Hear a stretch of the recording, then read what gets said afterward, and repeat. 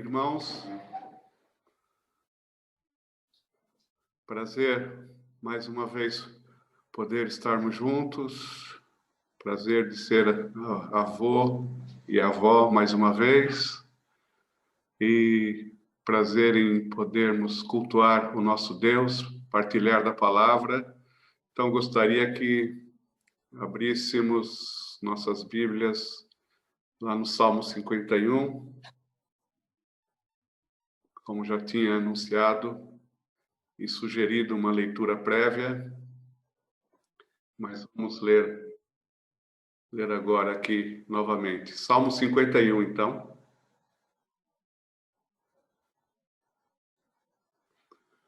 O texto bíblico diz o seguinte: Tem misericórdia de mim, ó Deus, por teu amor. Por tua grande compaixão, apaga as minhas transgressões. Lava-me de toda a minha culpa e purifica-me do meu pecado. Pois eu mesmo reconheço as minhas transgressões, e o meu pecado sempre me persegue. Contra ti, só contra ti, pequei e fiz o que tu reprovas, de modo que justa é a tua sentença e tens razão em condenar-me.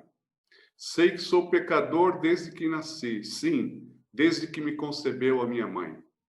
Sei que desejas a verdade no íntimo, e no coração me ensinas a sabedoria. Purifica-me com hisopo, e ficarei puro. Lava-me, e mais branco que a neve serei. Faze-me ouvir de novo júbilo e alegria, e os ossos que esmagaste exultarão. Esconde o rosto dos meus pecados e apaga todas as minhas iniquidades. Cria em mim um coração puro, ó Deus, e renova dentro de mim um espírito estável.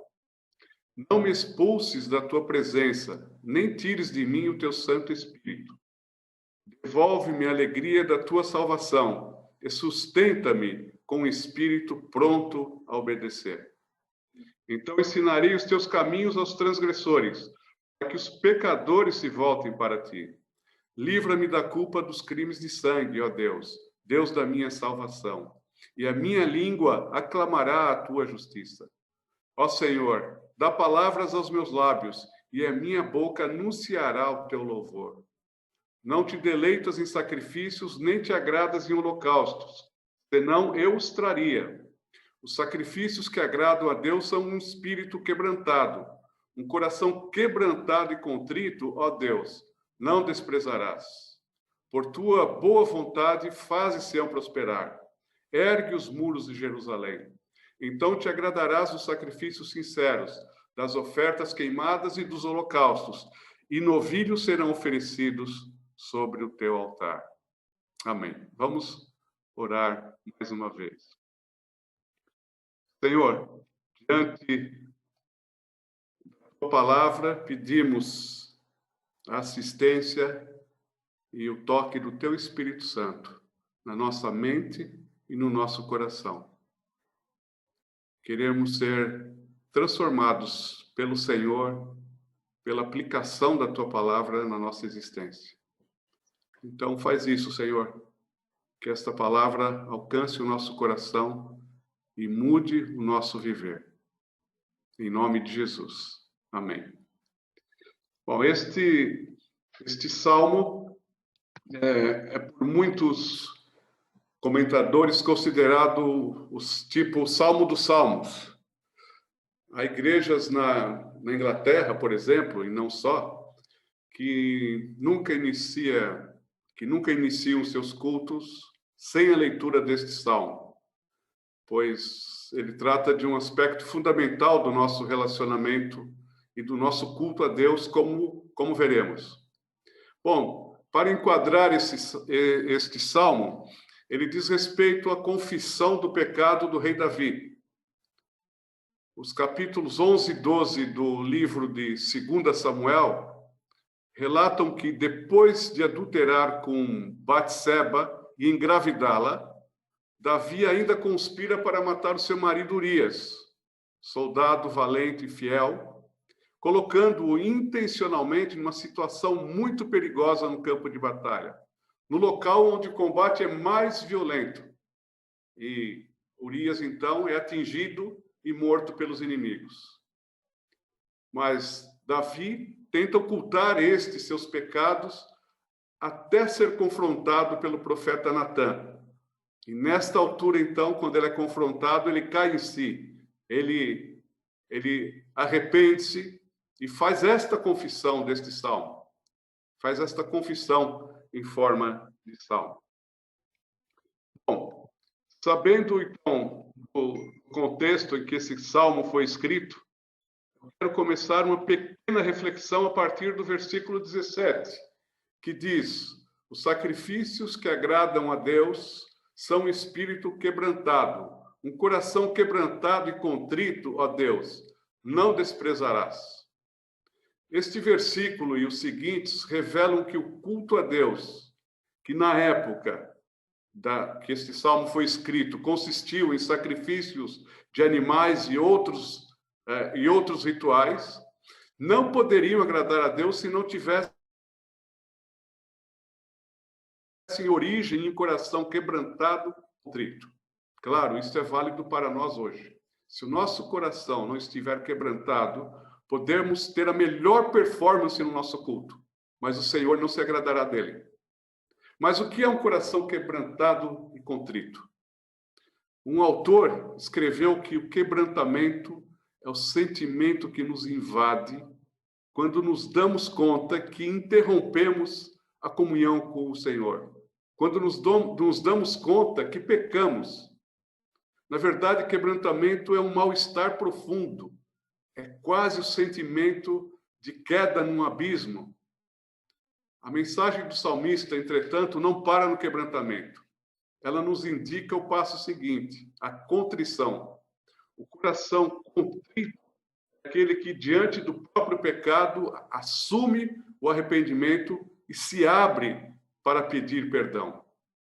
O coração contrito está preparado para receber de Deus a restauração. Está preparado para reatar a comunhão interrompida. E esta é a garantia do texto. Um coração quebrantado e contrito, ó Deus, não desprezarás. Então, nós podemos ver a diferença entre um coração quebrantado e um não quebrantado na parábola contada por Jesus em Lucas 18, que diz assim: 2 homens subiram ao templo para orar. Um era fariseu, um religioso, e outro publicano, um homem pecador. O fariseu, religioso, em pé, orava no íntimo: Deus, eu te agradeço porque não sou como os outros homens, ladrões, corruptos, adúlteros, nem mesmo como este publicano. Jejuo 2 vezes por semana e dou o dízimo de tudo quanto ganho. Mas o publicano ficou à distância. Ele nem ousava olhar para o céu, mas batendo no peito dizia: Deus, tem misericórdia de mim, que sou pecador. Eu lhes digo que este homem, o publicano, e não o outro, o religioso, foi para casa justificado diante de Deus, concluiu Jesus na sua parábola. Então, aí está a diferença entre um coração contrito, quebrantado e contrito, e a diferença e um homem que não tem um coração quebrantado e contrito. É verdade que Deus usa várias situações para quebrantar uma pessoa. O próprio Davi foi, no seu período de mais ou menos 13 anos, perseguido por Saul, pelo rei Saul, experimentou o que é quebrantamento, e não vamos entrar em detalhes, não temos tempo para falar sobre isso, mas vemos que Deus teve a necessidade de esmagar, entre aspas, o coração de Davi até ele estar pronto para o servir de forma correta, livre e vazio de si mesmo, totalmente dependente e cheio de Deus. Sem dúvida, Deus usa as circunstâncias da vida para também quebrantar o nosso coração, e esta pandemia, de certa forma, de várias maneiras, tem feito isto, mas nós vamos focar no quebrantamento resultante do arrependimento.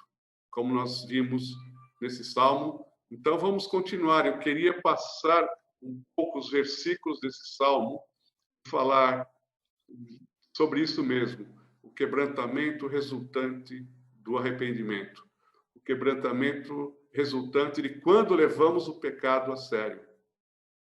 E parece que hoje em dia isso está mais difícil de acontecer, né? Bom, se nós passarmos então versículo por versículo rapidamente, nós vemos assim, o versículo 1: Tem misericórdia de mim, ó Deus, por teu amor, por tua grande compaixão, apaga as minhas transgressões. Ou seja, Davi sabe que Deus é um Deus misericordioso e benigno. Ele é bondoso, é um Deus que ama, e por isso ele se aproxima dele e reconhece que pecou e transgrediu. Davi reconhece que Deus é amor e Deus ama o pecador. Ele detesta o pecado, mas ele está de braços abertos para o pecador que reconhece o seu pecado, o seu erro. Davi continua assim no versículo 2: Lava-me de toda a minha culpa e purifica-me do meu pecado. Davi usa aqui meu pecado, ele assumiu a sua responsabilidade. Ele não quis dividi-la com Batseba, a mulher com quem ele adulterou. Ele assume o seu pecado. Davi está consciente que não pode resolver também o problema da sua impureza. Ele pede, purifica-me do meu pecado. É verdade, só Deus pode fazê-lo. E isso nós podemos ler lá em 1 João 1,9, que se confessarmos os nossos pecados, Ele é fiel e justo para perdoar os nossos pecados e nos purificar de toda a injustiça. No versículo 3, Davi diz: Pois eu mesmo reconheço as minhas transgressões e o meu pecado sempre me persegue. Irmãos, enquanto não consertarmos as situações de pecado, vamos viver como que com um fantasma à nossa volta, atormentar a nossa consciência. Diante de um Deus santo, o pecado sempre aparece. Como no caso de Isaías, diante de um alto e sublime trono, ele disse: Ai de mim, pois sou um homem de lábios impuros. Ele foi específico no seu pecado. E o anjo tocou-lhe especificamente nos seus lábios com uma brasa do altar, como podemos ler lá no capítulo 6, e deu-lhe o perdão necessário. É importante nós darmos nome aos nossos pecados. E todos nós temos pecados ocultos, coisas grandes ou pequenas aos nossos olhos, mas iguais perante o Senhor: orgulho, língua mal utilizada, a crítica destrutiva, a lascívia, a sexualidade descontrolada, imprópria, a pornografia, os pensamentos impróprios, a preguiça, a negligência devocional, a inveja, a mentira, o amor ao dinheiro, ou o mau uso dado ao dinheiro que ele nos dá, que o Senhor nos dá, a arrogância, o cinismo, muitas vezes, o desprezo pelo ser igreja, a negligência para com os relacionamentos familiares, a avareza, a ganância, a gula, a embriaguez, os preconceitos, a tanta coisa que a queda trouxe ao nosso ser. E muitas vezes convivemos com essas coisas, ninguém sabe, ninguém vê, mas diante do Senhor, quando estamos diante do Senhor, isso vem à tona. Quando gastamos tempo diante dele de forma silenciosa, ele vai trazer isso para consertarmos. E Davi continua no versículo 4. Contra ti, só contra ti, pequei e fiz o que tu reprovas, de modo que justa é a tua sentença e tens razão em condenar-me. No verdadeiro arrependimento, concordamos com Deus, que o ofendemos acima de qualquer coisa ou de qualquer pessoa, e que ele tem toda a razão e é justo em condenarmos. Não há justificativa possível. E é importante lembrarmos que é o Espírito Santo quem nos convence do pecado, da justiça e do juízo. E o verdadeiro arrependimento é simplesmente dizer: eu concordo. Pequei contra ti, Senhor. Bom, mas Davi continua no versículo 5. Sei que sou pecador desde que nasci. Sim, desde que me concebeu a minha mãe. É verdade que Davi confessa os seus pecados cometidos, mas ele vai um pouquinho além. Ele também reconhece a sua natureza pecaminosa, a sua inclinação natural para o pecado, a sua carnalidade. Irmãos, nós pecamos porque a nossa essência é de um pecador. Pecamos porque somos pecadores. A queda nos afetou, mudou a nossa natureza. E isto por si só já é motivo suficiente para andarmos continuamente quebrantados diante do Senhor, que é puro e que é santo. Com aquela oração que o publicano fez no templo: tem misericórdia de mim, porque sou pecador. O versículo 6, Davi continua: sei que desejas a verdade no íntimo, e no coração me ensinas a sabedoria. Claro, nós sabemos disso. Deus quer a sinceridade do coração, não palavras ou chavões bonitos, ou religiosidade exterior e vazia. E neste sentido, Davi ensina-nos a oração do Salmo 139, versículos 23 e 24. Ele pede assim ao Senhor: sonda-me, ó Deus, e conhece o meu coração. Prova-me e conhece as minhas inquietações. Vê se há em mim vê se há em minha conduta algo que te ofende e dirige-me pelo caminho. Que essa seja também a nossa oração. Permitir que o Senhor sonde o nosso coração e traga à superfície aquilo que precisa ser acertado diante dele. Davi, no versículo 7, diz: purifica-me com hisopo e ficarei puro, lava-me e mais branco do que a neve serei. Davi conhecia, sem dúvida, os rituais religiosos de purificação da religião judaica. O hisopo era uma planta com o qual poderia ser aspergido o sangue do sacrifício sobre o povo, declarando-lhes o perdão. E ele utiliza esta linguagem sacrificial dos rituais de purificação, pedindo a Deus que Deus realize estes atos em seu favor. E sem dúvida que Deus realizou um grande ato em nosso favor, ao encarnar na pessoa de Jesus Cristo e oferecer-se como sacrifício na cruz, no nosso lugar, onde ele derramou o seu sangue para perdoar o meu e o teu pecado.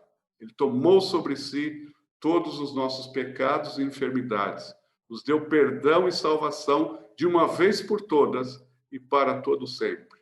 Daqui a pouco vamos participar da ceia e poderemos relembrar este feito único e extraordinário do Senhor a nosso favor. Davi, então, passa por esse processo de arrependimento, de confissão, de admissão do seu pecado, sem justificativas, e dar nome aos pecados, e reconhece que a purificação vem do alto, vem do Senhor, que nos ama, e ele fez isso na cruz, gratuitamente, por nós.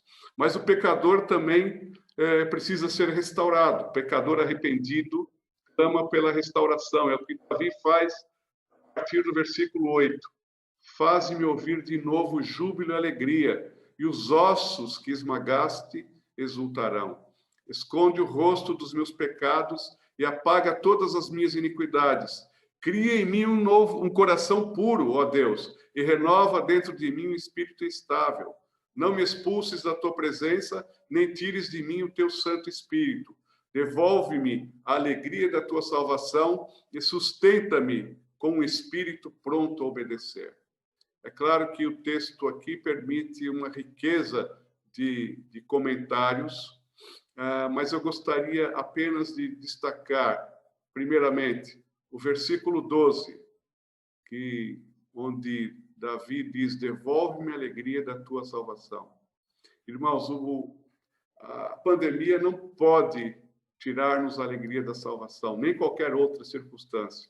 Mas o nosso pecado não confessado, o nosso coração não quebrantado, pode tornar-nos cristãos sem vida, derrotados, sem alegria, apáticos, frios, sem envolvimento, sem comunhão, sem testemunho. Só o arrependimento e o perdão devolvem-nos esta alegria sobrenatural que não depende das circunstâncias. E também gostaria de destacar o versículo 10, para não cairmos no mesmo pecado vez após vez. O pedido do versículo 10 faz todo sentido. Cria em mim um coração puro, ó Deus. Só o Senhor pode fazer este transplante de coração. Irmãos, por causa da habitação de Cristo em nós, a transformação é possível, a restauração é possível. E, para terminar, nós podemos ver nesse texto que a igreja e a comunidade são abençoadas com o nosso coração, quebrantado e contrito. A evangelização, a nossa adoração é verdadeira. Olha o que Davi diz nos versículos 13 em diante. Então ensinarei os teus caminhos aos transgressores, para que os pecadores se voltem para ti. Livra-me da culpa dos crimes de sangue, ó Deus, Deus da minha salvação, e a minha língua aclamará a tua justiça. Ó Senhor, dá palavras aos meus lábios, e a minha boca anunciará o teu louvor. Não te deleitas em sacrifícios, nem te agradas em holocaustos, senão eu os traria. Os sacrifícios que agradam a Deus são um espírito quebrantado, um coração quebrantado e contrito a Deus, não desprezarás. Por tua boa vontade, faze Sião prosperar, ergue os muros de Jerusalém. Então te agradarás os sacrifícios sinceros, das ofertas queimadas e dos holocaustos, e novilhos serão oferecidos sobre o teu altar. Um coração quebrantado e contrito diante do Senhor, que experimenta o seu perdão, volta a ter a alegria da salvação, volta a ter o louvor das suas bocas, tem uma mensagem para passar para os outros pecadores que também precisam fazer este mesmo caminho. E a nossa adoração passa a ser verdadeira. A cidade é abençoada, a igreja, a comunidade é abençoada. Por quê? Porque o nosso pecado não afeta só a nossa vida. Nosso pecado afeta as pessoas que estão à nossa volta, afeta a vida da igreja, afeta a região, o local onde estamos. Então, esta é a mensagem que eu gostaria de passar desse salmo nos dias em que vivemos, em que muitas vezes nos distraímos e esquecemos que o pecado, de facto, ofende a um Deus que é santo, mas ele nos ama e quer nos abraçar de novo e mudar a nossa vida. Então, que tenhamos este coração quebrantado e contrito, ao qual Deus não despreza. Vamos ter um momento de reflexão e oração silenciosa. Então, feche os seus olhos, baixe a sua cabeça e pense um pouco nas palavras deste salmo que acabamos de ouvir.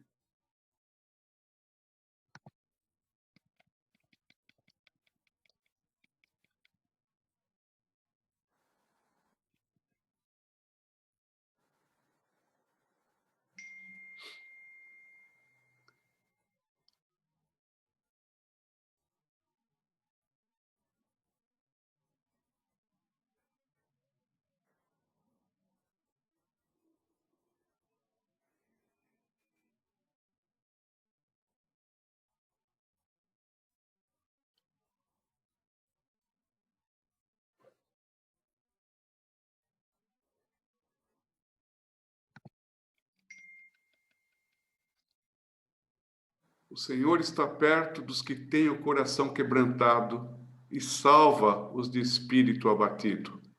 Salmo 34, 18. Pois assim diz o alto e sublime, que vive para sempre, e cujo nome é santo. Habito no lugar alto e santo, mas habito também com o contrito e humilde de espírito, para dar novo ânimo ao espírito do humilde e novo alento ao coração quebrantado.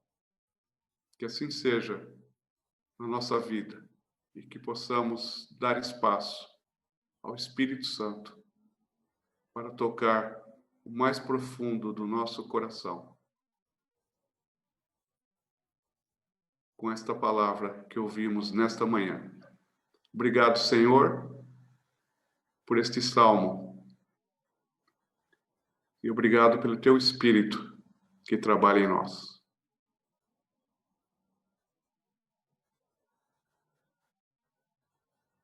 Em nome de Jesus. Amém.